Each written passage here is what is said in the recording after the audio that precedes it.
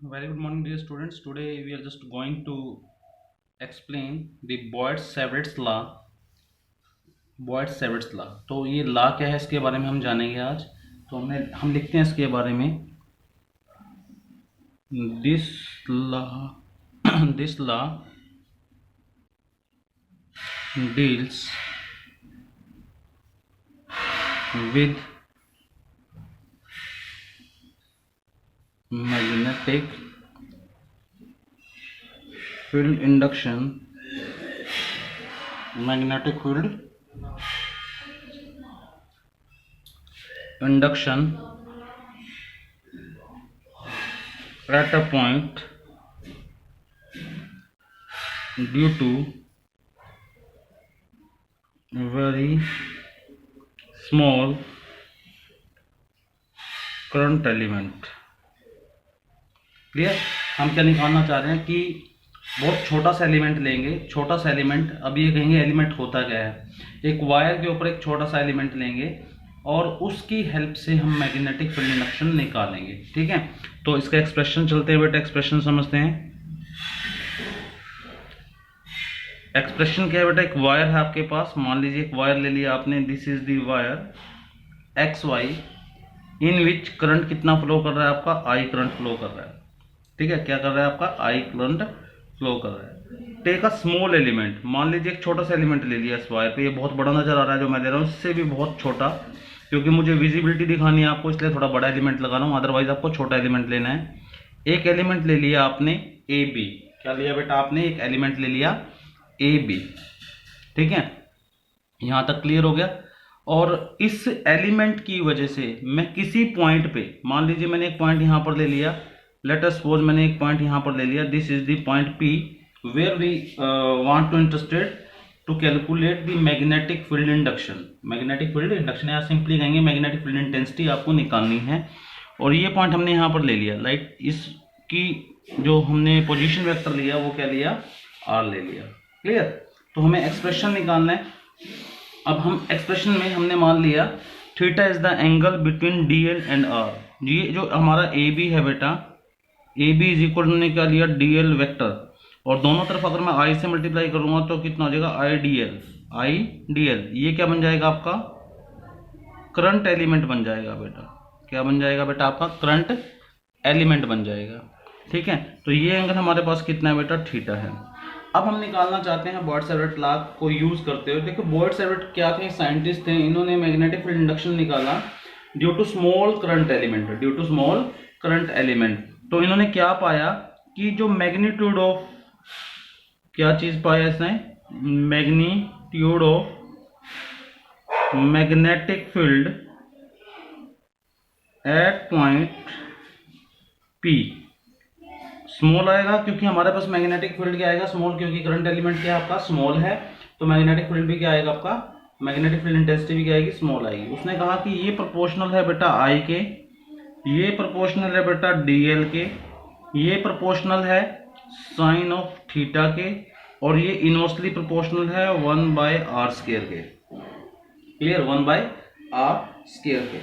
अब इन सभी फैक्टर्स को हमने क्या किया, ये एक्सपेरिमेंटली फाउंड है बेटा, जो साइंटिस्ट ने फाइंड किए एक्सपेरिमेंटली हैं. कभी आप सोचो कि अपनी मर्जी से लिखे जा रहे हैं, नहीं. ये एक्सपेरिमेंट जब किया गया उसके अकॉर्डिंग उसने ऑब्जर्वेशन कैलकुलेट की कि किस चीज पे क्या चीज डिपेंड करती है. तो हमने यहाँ पर देखा, हम उसी को फॉलो कर रहे हैं कि उसने बताया कि मैग्नेटिक फील्ड डिपेंड करती है करंट पे, मैग्नेटिक फील्ड डिपेंड करती है डीएल पे, मैग्नेटिक फील्ड डिपेंड करती है साइन थीटा पे, मैग्नेटिक फील्ड डिपेंड करती है 1/r² पे.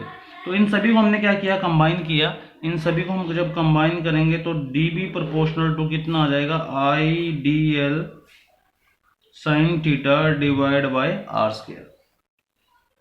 क्लियर. इस प्रोपोर्शनल को अगर हम हटाएं तो हमारा आएगा I इज इक्वल टू के आई D L sine theta divide bye r². अब ये k क्या है बेटा, k है कांस्टेंट ऑफ प्रोपोर्शनैलिटी. क्या है k, क्या है यहां पर लिख सकते हैं हम, k है आप कांस्टेंट ऑफ प्रोपोर्शनैलिटी. क्या है, constant of proportionality. Clear. Constant of proportionality किस पे डिपेंड करता है, सिस्टम ऑफ यूनिट पे और medium between observation point and current element. ठीक है, किस पे डिपेंड करता है? सिस्टम ऑफ यूनिट पे। मैं लिख रहा हूं यहां पर शॉर्टकट, सिस्टम ऑफ यूनिट पे एंड मीडियम पे। किस पे डिपेंड करता है? एंड मीडियम पे। मीडियम कहां पर? Between P and IDL. IDL क्या है? करंट एलिमेंट है। ठीक है, क्लियर होगी। अगर मान लीजिए हमने सीजीएस सिस्टम लिया, हमने क्या लिया बेटा? सीजीएस, तो के की वैल्यू बेटा 1 होगी। अगर हमने एसआई ले लिया तो के की वैल्यू हमारे म्यू नॉट अपॉन 4 पाई होगी। क्या होगी बेटा? म्यू नॉट अपॉन 4 पाई। म्यू नॉट क्या है बेटा? Absolute magnetic permeability. क्या चीज है म्यू नॉट?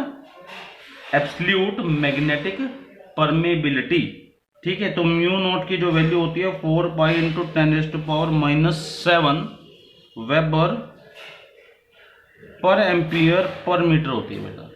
ठीक है, तो यहां से हमारे पास जो डीबी आएगा, डीबी की वैल्यू कितनी आ जाएगी? यहां से हमारे पास आएगी mu not upon 4 pi I D L sine theta divide by R square. Right, ये क्या है बेटा? ये बन गई आपकी स्केलर फॉर्म। क्या बन गई आपकी? Scalar form. अगर कोई हमसे कहे कि वेक्टर फॉर्म में इसको कन्वर्ट कीजिए, then what we have to do? क्या करना पड़ेगा बेटा वेक्टर फॉर्म के लिए? वेक्टर फॉर्म के लिए हमने क्या करना पड़ेगा? D B is equal to mu not upon 4 pi I D L cross R divide by R cube हो जाएगा। Clear? Divide by R cube हो जाएगा। ठीक है, ये चीज क्लियर होगी। ये चीज तो यहां तक आ गया। इसी को अगर हमें फर्दर, तो यहां पर हमारे पास क्या है? यहाँ पर हमारे पास देखिए एक चीज और समझने की है कि हमने यहाँ पर आर क्यूब ले लिया बेटा, और यहाँ पर I D L sine theta upon R square था। तो साइन थीटा, सबसे पहले तो आपको साइन थीटा समझना है। साइन थीटा तब आता है जब आप क्रॉस प्रोडक्ट लेते हैं, यानी A cross B, A B sine theta. Right, तो इसमें ए बी वेक्टर होता है और बी बी वेक्टर होता है। पर हम यहाँ पर देखें तो हमारे पास केवल आईडीएल एक वेक्टर था, आईडीएल एक वेक्टर था। तो देखें आईडीएल वेक्टर यहाँ पर आएगा हमारे पास, ये आईडीएल हो गया और यहाँ पर आर वेक्टर हो गया। तो इसका मतलब ए बी, एक वेक्टर ये हो गया, एक वेक्टर ये हो गया। तो इसका मतलब हमें क्या करना पड़ेगा बेटा? यहाँ पर हमें क्या करना पड़ेगा? आर से मल्टीप्लाई करना पड़ेगा, आर से ही डिवाइड करना पड़ेगा। राइट, आर से मल्टीप्लाई और आर से डिवाइड करना पड़ेगा। तो उसकी वजह से हमारा क्या बन जाएगा? क्रॉस प्रोडक्ट की फॉर्म में ये कन्वर्ट हो जाएगा। क्लियर? अब यहां पर ये हमने वेक्टर फॉर्म लिख दी, dB vector is equal to mu not upon 4 pi IDL cross R, R cube नीचे आ जाएगा। ठीक है, अब इसी को अगर हम स्केलर फॉर्म में, ये क्या हो गया आपका वेक्टर फॉर्म में, अगेन इसको स्केलर फॉर्म में लिखना चाहें तो कैसे लिखेंगे? D B vector, D B vector is equal to mu not upon 4 pi.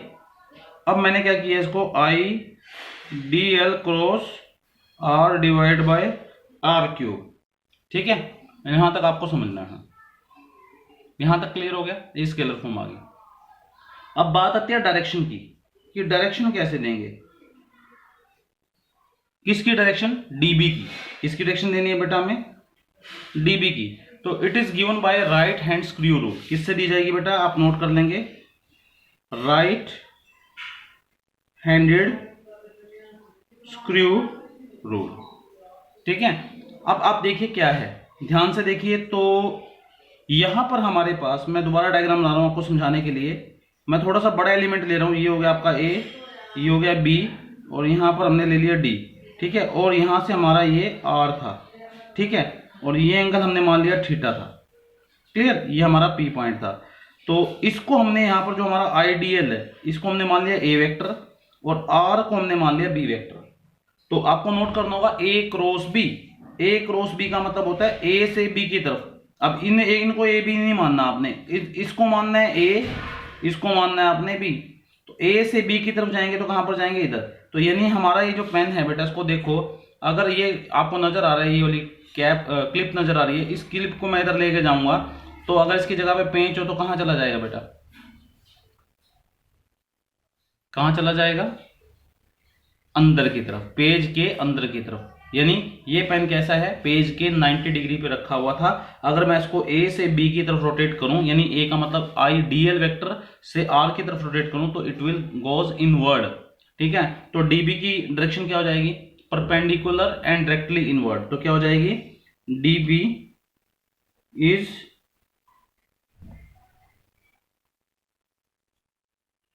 Perpendicular and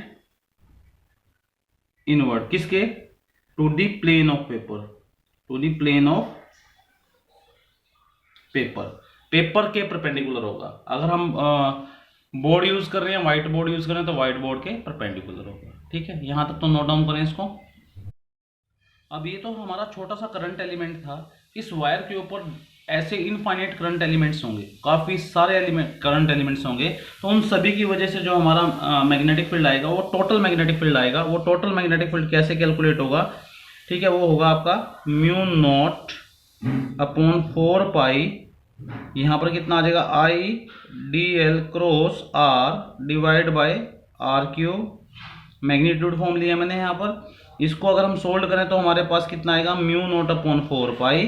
क्योंकि देखिए वेक्टर फॉर्म के अंदर तो आपको पता होना चाहिए, वेक्टर फॉर्म के अंदर हमें अगर हम वेक्टर फॉर्म की बात करें तो उसमें इंटीग्रेशन अप्लाई करना बड़ा मुश्किल है। ठीक है, तो हमें स्केलर में यूज करना है, तो हमारे लिए क्या आएगा, mu not upon 4 pi common आ जाएगा।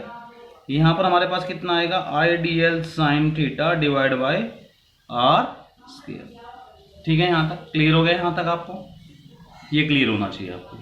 ठीक है, उसके बाद आता है आपका Biot Savart law in term of current density. तो हमें क्या निकालना है, Boyd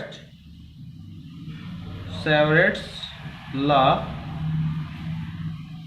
in term of current density. Current density पता है आप सभी को क्या होती है, जे। जे क्या होता है आपका, आई बाय ए। याद है सेकंड चैप्टर में हमने पढ़ा था, आई बाय ए। क्लियर। अब हमारे पास जो मैग्नेटिक फील्ड है, स्मॉल मैग्नेटिक फील्ड है, वो कितना हमारे पास आया, mu not upon 4 pi. Clear. साथ में क्या था, I D L cross R divide by R cube. ठीक है, अब आप देखिए कि हमारे पास आई डी एल वेक्टर है और करंट डेंसिटी में हमारे पास क्या है बेटा, आई अपॉन ए है। अगर मैं इसको डी एल से मल्टीप्लाई और डी एल से डिवाइड कर दूं तो मेरे पास आएगा I D L divide by area गुना में लेंथ कितना हो जाएगा, वॉल्यूम। ठीक है, तो वॉल्यूम हो जाएगा, ये वॉल्यूम हो गया आपका। तो आई डी एल किसके बराबर हो जाएगा, यहाँ से आई डी एल किसके बराबर हो जाएगा, जे गुना में डी। तो यहाँ पर देखिए आई डी एल जो है हमारा वो जे गुना में डीवी हो जाएगा। ठीक है, किस में हो जाएगा, जे गुना में टीवी। ठीक है, तो इसको पुट कर देते हैं। यहाँ पर कितना आएगा, mu not upon 4 pi, I D L की जगह पे क्या रखा, J DV cross R. J current element है, करंट डेंसिटी है सॉरी, ये भी vector quantity, divide by R cube. ठीक है, अब एक और आता है Biot Savart's law in term of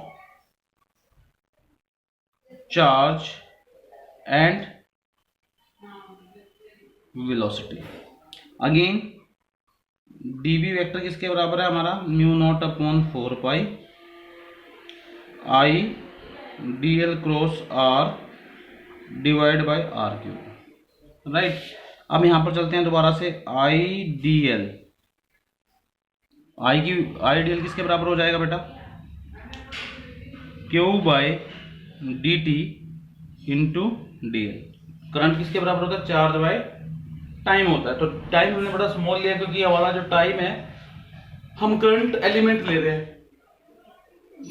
current element हम ले रहे हैं ए से बी के बीच में, ये पॉइंट से बी के बीच में, जो कि बहुत कम है। कम का मतलब चार्ज कम फ्लो किया कम टाइम में, इसलिए हमने लिया Q by D T. Right, तो यहां से हमें समझ में आ गया कि क्यू आई डी एल किसके बराबर होएगा, Q D L D T. ठीक है, अब यहां से हम देखें Q D L by D T, तो ये किसके बराबर हो जाएगा, क्यू वी के बराबर हो जाएगा, वेलोसिटी के टर्म्स में आ जाएगा। तो यहां से हमारे पास कितना आएगा, mu not upon 4 pi, I D L की जगह पे क्या पुट कर सकते हैं बेटा हम, क्यू वी। तो क्यू वी क्रॉस आर हो जाएगा, क्योंकि वेलोसिटी जो है वो स्केलर क्वांटिटी नहीं है, वो कैसी क्वांटिटी है, वेक्टर क्वांटिटी है। राइट, यहां तक क्लियर हो गया। अब आते हैं आपके कुछ पॉइंट्स नोट करने हैं, इंपॉर्टेंट पॉइंट हैं। Important points. क्या क्या पॉइंट है बेटा इंपॉर्टेंट पॉइंट ये है कि it is applicable two symmetrical current distribution. पहला क्या है, एप्लीकेबल होगा, applicable two symmetrical current distribution. मतलब क्या है इस चीज का कि ये हमेशा एप्लीकेबल होगा जहां पर करंट एक समान रूप से फ्लो करे, यानी कहीं पर करंट अलग है, कहीं पर डिफरेंट, कहीं पर ज्यादा, कहीं पर कम, ऐसा नहीं होना चाहिए, सेम करंट फ्लो करना चाहिए। ठीक है बेटा। सेकंड क्या है, वेरी स्मॉल करंट एलिमेंट पे एप्लीकेबल है, applicable to very small current element. ठीक है। Third, can not verified experimentally. ठीक है, क्यों एक्सपेरिमेंटली फाइंड आउट नहीं कर सकते? अब मान लीजिए मैं आपको कहूँ मुझे तो इतने सी करंट एलिमेंट की वजह से क्या नहीं चाहिए, मैग्नेटिक फील्ड। तो आप सोचिए कि जब भी हमें करंट एलिमेंट लेना होगा तो इतनी छोटी सी वायर में हमें करंट को अगर चेक करना है तो we can't use any multimeter और ammeter to make the terminals, क्योंकि बहुत छोटा एलिमेंट है, वहां पर हम कैसे मतलब सोल्डरिंग करेंगे, कैसे उस पे कनेक्शन देंगे, तो पॉसिबल ही नहीं है। ये सिर्फ अजम्पशन है जो साइंटिस्ट ने मानी है। क्लियर। फोर्थ पॉइंट क्या है हमारा, अगर हमारा थीटा जीरो हो, अगर थीटा जीरो हो तो पी कहां पर आएगा बेटा, पी उस वायर पे ही आ जाएगा। ठीक है, पी उस वायर पे ही आ जाएगा।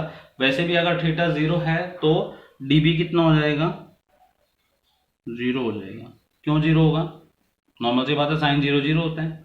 ठीक है। अगर हम फिफ्थ पॉइंट, अगर थीटा हमारा 90 डिग्री हो तो क्या होगा, dB is equal to mu not upon 4 pi IDL upon R square. Maximum value आएगी बेटा, मैक्सिमम वैल्यू आएगी। ठीक है।